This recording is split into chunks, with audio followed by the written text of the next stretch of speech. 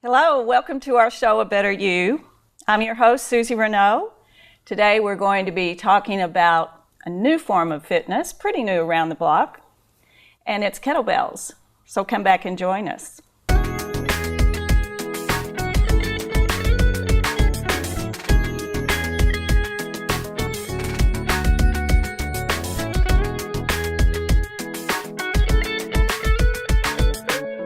Welcome back. I'm your host, Suzi Renaud, and as I said earlier, we've got an exciting show today, kettlebells. The whole idea of our show is to introduce you to all forms of fitness, to get you interested or psyched up in the Olympic mode, so to speak. You've got 4 years to train. So today we're going to talk about kettlebells, and I have with me as my guest, Mike Reber. Is it Reber? Yes, ma'am. Okay, great. And Mike happens to be a native of Paducah. He was gone for a while, and he's back, and we're glad you are. Thank you very much. We're happy to be back. Great. So let's see. I believe you said you graduated from Tillman, and Yes, a long, long time ago, but yes, I did, yes. and then you went off. You were in the Marines, or Yes, I was in the Marine Corps. Okay. Mm-hmm. And is that how you began your kettlebell training? No, back when I was in the Marine Corps, we had not even thought about kettlebells. I was back in 67 and 68 when I was in the Marines, and kettlebells didn't arrive in the States until around 2000. And is that when you discovered them? No, ma'am. Again, I didn't discover kettlebells for myself and as a training implement until about 3 years ago when I was training at a local gym that we had a few of them. Oh, okay. And what local gym was that? That was Go Performance and Fitness. Really? Mm-hmm. Here in Paducah? Yes, ma'am. And so they had a few kettlebells, and you got interested in I certainly did. Unusual little contraption. Yes. And okay, so what size? I know they come in two different sizes, and like I see 15 and 25, and I know when I walked in, I lifted up the 15, thinking that would be my size, and it was pretty heavy. Well, at the club we have the smallest one we have is 10, and then we go up to a size 50. Pounds right now, and again, a lot of times they will come in kilograms. Okay. But for the ease of recognition in the club, we do the poundage rather than kilograms. Okay, so it's the poundage. So does this 15 is the actual pound that would be comparable to free weights? A 15-pound dumbbell or a 15-pound plate. Exactly. Oh, really? Exactly the same. All right. But I guess because it's in one segment and it's got the ring, it gives it a little more. The weight is distally proportioned. In other words, it's not equidistant from the point of contact. Exactly. A dumbbell, you have both sides are equally balanced. A barbell is the same thing. The kettlebell being with the handle and the weight down from it, it's not centrally balanced, and therefore it recruits more supportive muscles. Exactly, especially the wrist and the forearm. Yes. Now, how do you get around that? Because even when, I'm training people or I see people with hand weights, their wrists are flicking like this.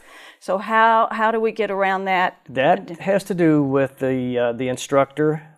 When you hold a kettlebell, you hold it and you always keep the back of the hand flush with the forearm. Okay. Don't let it bend back like that because that puts too much pressure on the wrist itself. Exactly. So again, in training, you're taught to hold the kettlebell so that it balances on the wrist and the back of the hand is flush with the forearm. It's kind of like bowling. It can actually strengthen your bowling. It really can because of the grip. Yes. Right. And your golf and your tennis, anything that Most has to do. Most anything you do. Yeah, right. And the other thing that I found that was so interesting about kettlebells is that it incorporates the entire body, full range of movement.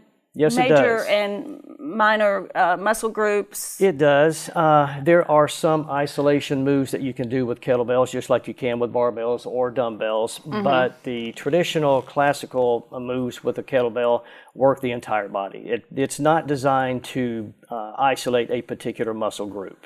So yes. It's really designed to mimic everyday activities, like reaching up, reaching down. Yes. That's one major move, isn't it? Doing this and down? Yes, but in classical training, you never bring the kettlebell over your head. Oh, okay. You stop at chest height. Oh, really? Yes. So and the reason being, if you have a heavy kettlebell and you bring it above the head, you're setting yourself up for potential injury because number one, once it gets past here, it's superficial anyway. All the work is really coming from the core and the lower body. It's not the swing, which is the exercise we're talking about, is not an upper body move. The arms move with the kettlebell, but the primary focus is core and the lower body. Work so from the core to the extremities. If you bring it here, and if you have a heavy kettlebell and you come back down and you're off balance, it's going to pull you over. So again, you don't come above the head. That's interesting. I never knew that because in other weight movements, and that's where a lot of damage comes in, especially in the stationary weights, all of this. I can't tell you how many people I have seen and talked to have this shoulder problem, shoulder rotation or whatever, but that doesn't mean you got to quit your gym workout because some people just, need a little training, a little supervision. So what I find so interesting about kettlebells is, well, first of all, they go way back, like some of our other exercises, yoga and Tai Chi. I mean, they originated in Russia, so well, at least that's what we think. We haven't heard of other cultures that used them, but in Russia, it started out as a tool of weights and measure. They were balances, but human nature being as it is, more than likely there were a lot of young men out there that when they had to put the weights on, they said, I can do this. And then so when they weren't actually working, the kettlebells or something similar to what we know as a kettlebell was sitting over there, and they decided, well, I can lift this up. And it originated there and spread through the families and the communities more as a fitness tool. Young men and women always being wanting to be a little bit stronger, say, I can do this, can you do this, and how heavy can you do?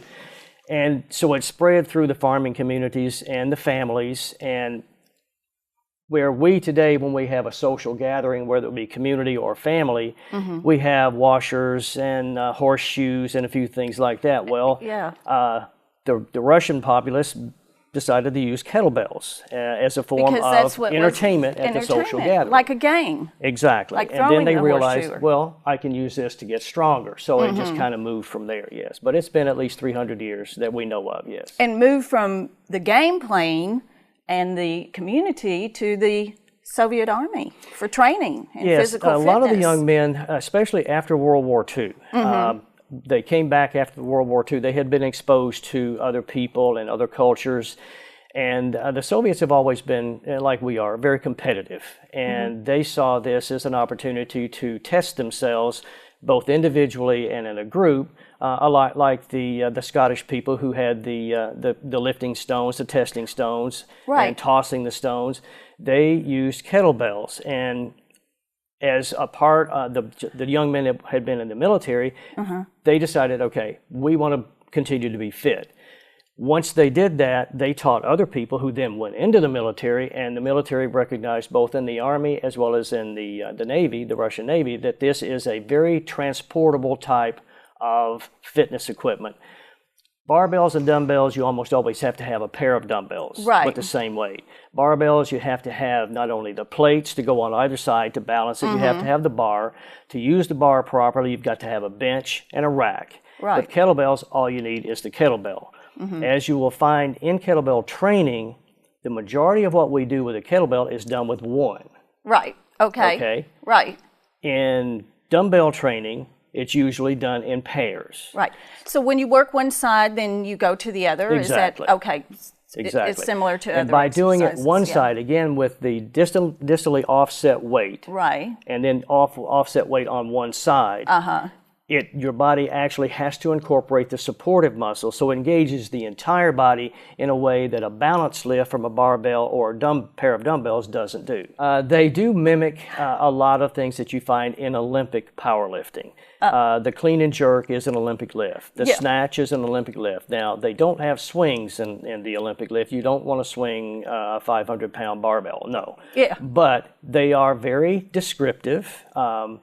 The snatch, again, you snatch it from the floor up above your head. The clean and jerk, again, you get it to the resting or the clean place, and then you press it. Oh, and that's the jerk movement? The jerk movement is getting it from here into the press position. So again, and the swing, as you will see in the demonstration, yes. Almost like Russian. Well, yes. In fact, I had a young man in the other day who is a competitive swim coach, and he was doing the kettlebells in the club.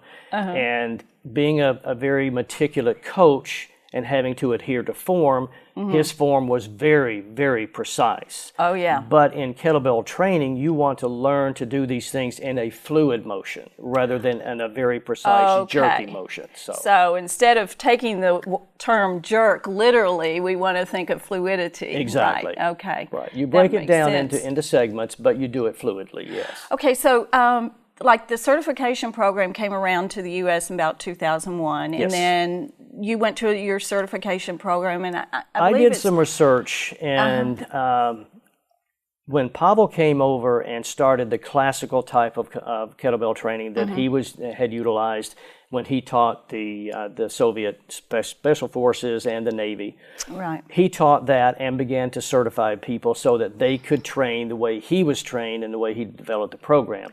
Some of his senior RKC people decided to move out on their own, and they have established something that is a little bit more akin to what the sport has evolved in Russia itself, and that is they call that the kettlebell sport. Okay, right. The lifts are done a little differently, and the kettlebells themselves are shaped a little differently because they need to be more conducive to a sport type move as opposed to a very classical structured movement. Yes, so there are different certification routines out there, and I chose to go the classical route. Precisely. Right, and since it's so new, people are just now finding out about it, and I believe you're the only club in Paducah, right? We're the only kettlebell club. I know that one of the larger fitness centers in town does have some kettlebells, and there is a young man who offers a few classes. As I said, Go Performance and Fitness out at the Sportsplex. We had kettlebells there, but they were not utilized at that time in classroom or workout settings. And I do offer a workshop on Saturday mornings at 8 o'clock where I teach the form for the fundamental basic exercises. That way when they move into a class or a workout setting, they at least have an idea of what's expected of them. I do tell people that if you want to go ahead and get started and don't want to have to wait for the workshop on Saturday, go ahead and come in, and I keep my classes small, very small. The largest we've ever had was like 14 people, and that's actually about 9 is what I would like to keep it. Okay, that way I can still move throughout the workout and give individual attention. Make sure everyone's go ahead and come in, and people usually get there a little bit early, and I can walk through a few things with them. But I stay with the newest members throughout the workout. That's a studio idea versus the gym idea, because I've been in both settings, so you really do have to watch that, and that's what's advantageous about having a studio and a small studio as yours. And which, by the way, Mike's place is located at, is it 106? 106 Broadway, 106 Broadway, downtown. So you'll have to stop by and see him. And our classes are very challenging. They're doable. Our youngest member is 14. Our oldest is in her 70s. Your 14-year-old, does she lift a 15-pound? Actually, in some of the exercises, she has matured to the level she has actually done the swing with a 30. Okay, right, I could see that. Okay, and you have the other exercises, no, she's down around the 10 or 15-pound range. And your 70-year-old is a man or woman? We have both. Yes. And they lift as much as? The young lady, the lady who is close to 70, I've had her swinging with a 30-pounder. And the older gentleman, he's 35 to 40 in the swings. Now, again, that's the swing. Some of the more demanding moves, they're not that heavy. Okay. Well, I am anxious to try this exercise from 14 to 70 years of age and see if I fit in that age group. So come back and join us.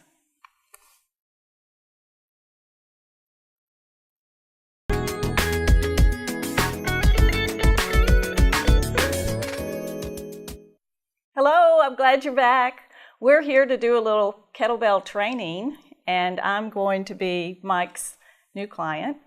And just a little thought for you, if you decide to try a kettlebell class, you will work in bare feet or the 5-toe sock, or they have a new shoe out. Called barefoot. Yes. Called barefoot. Basically has no heel support. Right. So anyway, we're going to get started with the classic training of kettlebells, and we're going to do a couple of warm-ups. So lead me through.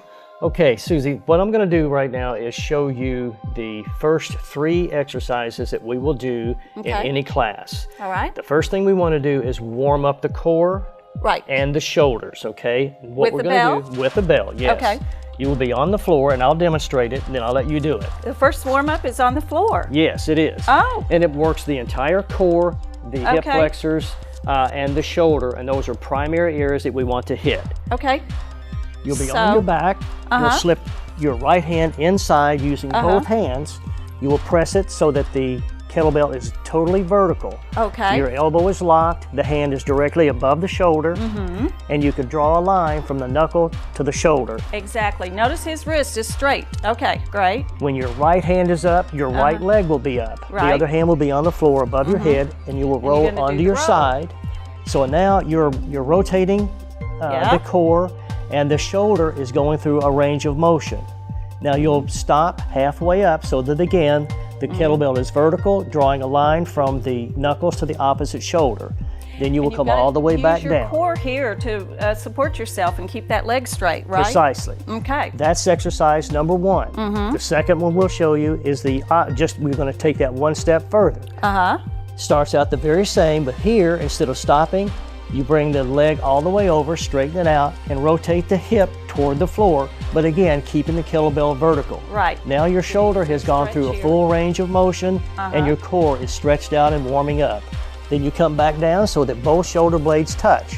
When you're finished, use both hands and lower the kettlebell back down. Okay, so that was just 2 warm-ups. That's 2 warm-ups. That's Okay. what we start, and then we'll go into the first And then exercise. do you repeat those warm-ups, or that's... Yes, we do. We'll do 1 set, Okay. and I'll tell you different reps. You'll What's do a 5 or set? 10.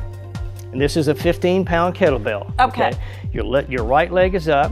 Now, once you have it here, and the back of your hand is straight, Right. then that hand goes on the floor above your head. Got it. Now rotate onto your left side.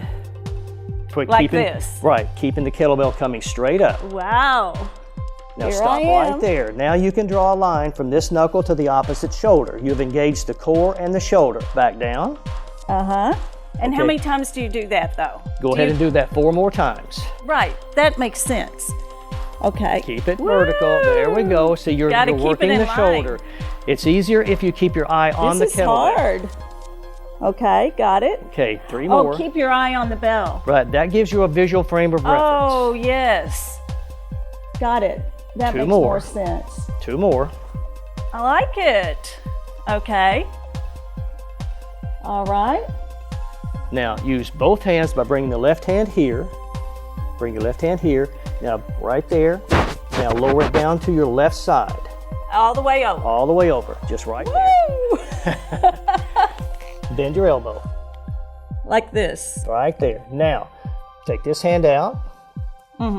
This one out. Oh, wait. Okay. Now slip that hand in. Oh, got it. Now use that hand along with this one to press it back up. Always use 2 hands to press it up. That way if it gets away from And you. what is this called? This is, well, I called it the punch up. There's really no formal name for this one. So let's Now, see. What we did was that single over. I Right. want to see where this Okay, connects. this is what I'm going to do is take you through this one next, okay? All right. So now, when your left hand is up, your left leg will be up. This hand goes on the floor above you, okay? Now, we're going to do the second exercise. Now, go ahead and keep that centered on your wrist. Yeah. All right, now, roll to this side. Oh, I see. Roll to this side. Now, bring this leg all the way over, keeping the kettlebell vertical. Bring that leg over, straighten it out. Now roll that hip toward the floor. Oh, but you did this on the other side. Right, I'm showing you can work both sides. You have to do both sides. Okay. Okay, now back. Keep that kettlebell straight. There we go. Do Okay. that 2 more times. All right. Onto your side. Now bring the leg over, straighten it out. Roll the hip. Good. Back. Like this? All the way back, just like you started. Okay. And then over. Straighten it. Press Oh, I see. back and down. Okay, now use both hands To bring it down over to this side. This side, exactly. Okay, got it. With the thumb loop through. Exactly. Okay. Okay, Then, now go ahead. Then you switch hands and knees again. Exactly. Okay, now I'm with the program. All right. Now, Both I'm hands going to up. press it up, correct. Got it. Mm-hmm. Now hold on to your left side. Am I going over again? Yes, you are. Okay. Good. There. Now press the hip toward the floor. Good. You want a good extension through the entire core. Now don't break it down into so many jerky movements. Keep it fluid. Remember what we talked about. Right. Okay. Straighten it out. Rotate the hip. Good. Now keep that kettlebell vertical. Uh-huh. Give me 3 more just like that. Right. Right. What am I? You're doing well. One more. One more. One more. Okay. We've got to watch our time here. All right. Now both hands to lower it down. Uh-huh. Right. All right, now stand up, and now we'll go. Those were warm-up exercises. We start every workout with at least 5 reps of the first and at least 10 reps of the second. Okay, that's to get the core and the shoulders warmed up. The next thing we're going to do, the last one, is the fundamental exercise called the swing. Okay. The one thing you need to remember on this is don't squat. You're going to hinge. You're going to hinge right here. The hips go out behind you. Hip hinge. Your legs are only slightly bent. They're unlocked so that you won't stretch the hamstrings too much. The kettlebell will begin here. You'll bring the kettlebell here, and then your hips will come forward. Your knees are still bent, though. They're unlocked. They're not bent as in a squat. Got it. Okay. Not and like this. Exactly. But there's a swing. difference. Okay. All right. You hold this one. Keep it right there, and I'm going to demonstrate for you. All We're right. Say ready. Go ahead and put it on the floor. You start on the floor. The first thing you do is grasp it. Now my hips are out behind me. They're not below me like in a squat. They're here. The first thing you do is bring the kettlebell straight back to here, and then not yet. Not until I tell you. Okay? Why not? Because I want you to do it right. Okay, got You it. bring it here. The next thing you do is drive the hips from here forward into a vertical position. Now, that's different than just standing up. Sure. Okay, what it looks like is this. Come to chest height only.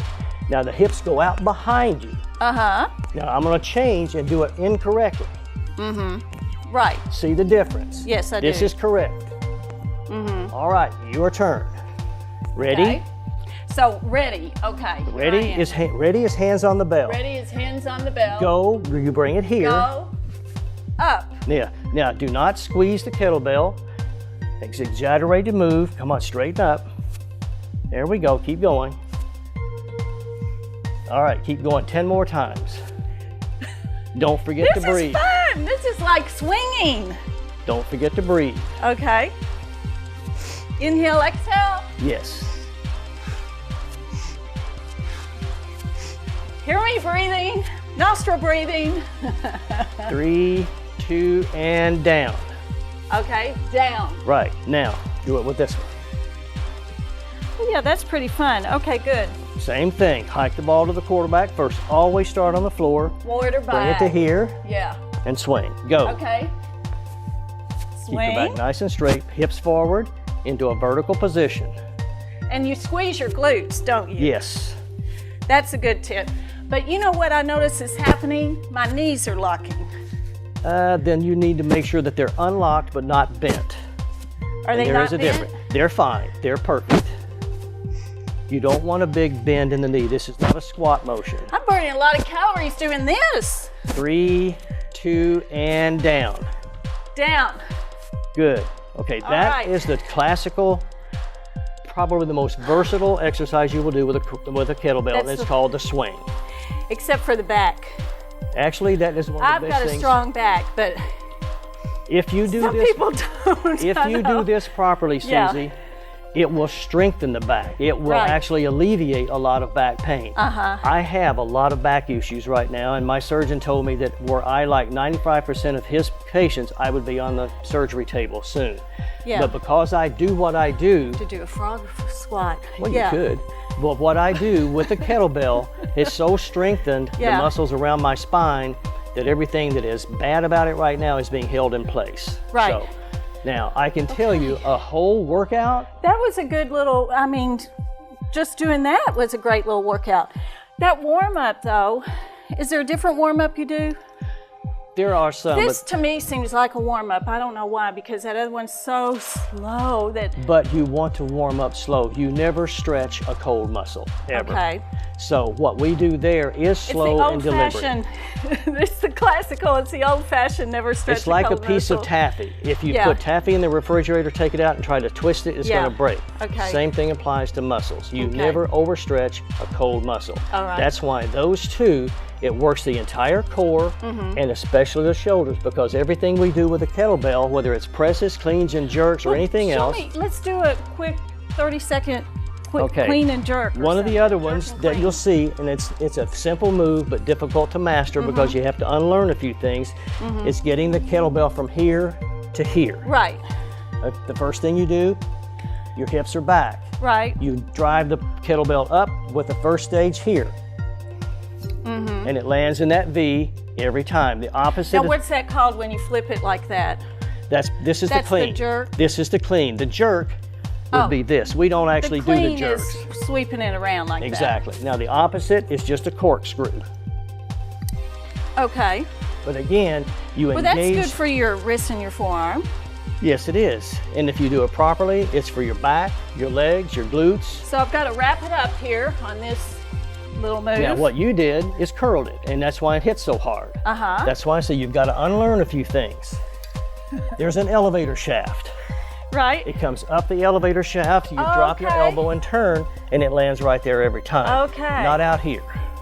Well, we are going to wrap it up on this elevator shaft, and we've got to say goodbye. And I'm saying goodbye. And thank you, Mike, for joining us I today. enjoyed it very much. Thank you.